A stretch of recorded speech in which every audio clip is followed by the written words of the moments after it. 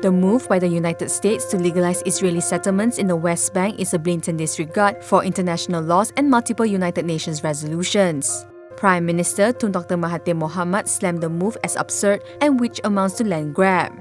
He said the timing of the announcement would further embolden Israeli's forces to continue their attack on Gaza.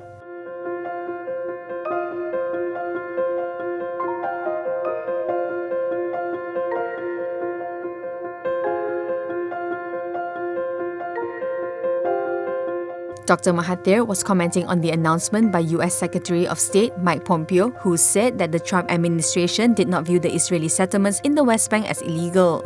Pompeo had also reportedly said that the status of the West Bank was for Israelis and Palestinians to negotiate and added that Israel welcomed the move.